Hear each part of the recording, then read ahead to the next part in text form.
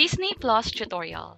How to register and subscribe in Disney Plus Philippines. This is for the Disney Plus mobile app.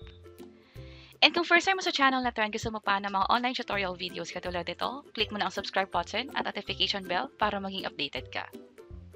So in this video, finally magka-sign up na tayo or mag-register tayo sa Disney Plus kung saan pwede nating mapanood yung mga Disney movies kasama na dyan yung sa Marvel. And also yung iba pa like yung sa Frozen, Encanto at marami pang parating na Disney movies. So punta tayo dito sa Disney Plus mismo. And pwede na tayong mag-subscribe from here. Pero bago natin gawin yan, mahalaga na makita muna natin to. Nakalagay dito na yung mobile plans will be available only through the mobile app on November 17, which is today yon. And ibig sabihin din nito is hindi na kasi kailangan ng VPN or ng kahit na ano para lang mapanood yung Disney na mga movies. Inallow na to sa Philippines and ito nga yung mga plans na available for us. Merong mobile, merong premium. Ano yung kaibahan talaga nito? Unang-una yung presyo, like kung ikaw yung gusto mo nang i-test yung Disney Plus na subscription, pwede ka muna sa mobile. Pero kung nagustuhan mo na siya eventually or kung gusto mo na talagang mag-avail ng mas premium na plan or pangmalakasan na plan, dito na tayo sa premium. Kasi sa premium, may nakalagay dito na concurrent streaming 4 screens. Ibig sabihin, pwedeng sabay-sabay manood up to 4 gadgets. While sa mobile naman, one at a time lang siya. Pwedeng mag-create na up to 7 profiles, but yun nga, sa mobile, isang beses lang pwede manood at a time, while for premium, kahit 4 kayo sabay-sabay na nanonood na gumagamit ng Disney Plus, pwede yan. Mas mataas din yung quality ng video when it comes to premium, up to 4K siya, HD. Pero kung hindi ka naman ganun ka picky, pwede na yung 720p.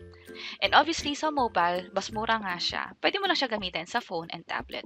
Well, for premium, especially kung meron kayong mga smart TV or yung mga malalaking TV or kung gusto niyo siyang gamitin sa mga monitor niyo or sa laptop niyo, mas maganda na mag-premium kayo. Sa akin, as personal choice ko, and gusto ko rin kasi muna siyang i-test dahil nga may subscription tayo sa ibang mga streaming na services. Dito muna tayo sa mobile. And pag nagustuhan ko nga siya eventually, and tingin ko gagamitin na namin siya katulad nung pag-maximize nung 4 screens at a time, pwede na ako mag-proceed and mag-upgrade sa premium. So let's proceed. Mag-sign up muna tayo dun sa mobile version. And ngayon, gamit ko na yung sa mobile app. Pwede nyo i-download yung app from Play Store or App Store, depende sa device na gamitin nyo. Pwede na tayong mag-sign up dito by providing yung sa mobile number. So, enter ko lang dito yung cellphone number. And then, click ko tong arrow. And hintayin ko lang yung code na ma-receive dito sa phone. And na-receive ko yung text from this number. Medyo nagulat lang ako, pero try natin i-enter tong code na to. And then, arrow.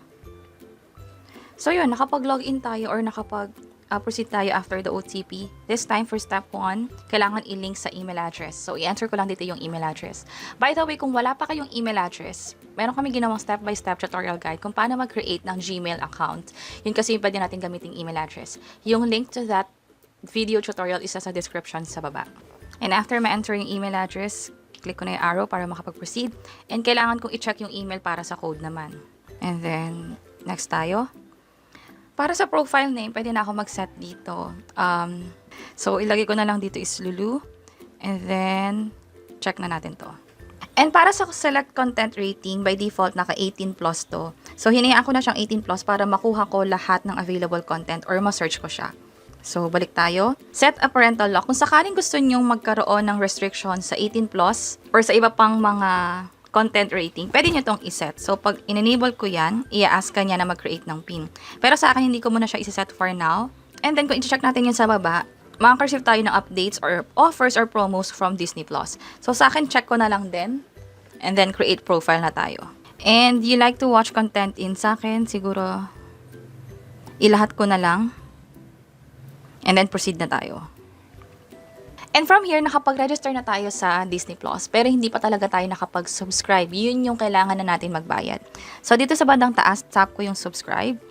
And ito rin yung pinakita natin kaninang option, yung mobile or yung premium. So, tap ko tong mobile. And then, lipat tayo ng yearly. So, may option kayo na 1 month lang muna or for the entire year. Sa akin siguro 1 year na. Kasi in the long run, mas makakatipid din to para sa akin. Pero again, sa inyo, kung tinetest nyo pala, kung gusto nyo i-try for 1 month, pwede rin naman. Lipat lang kayo sa 1 month and 159 pesos lang naman siya.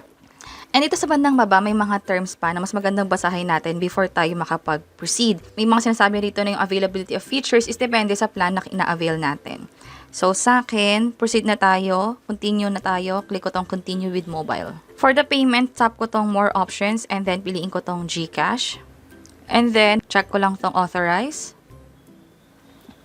And hintayin ko lang yung code na ma-receive ko sa phone ulit.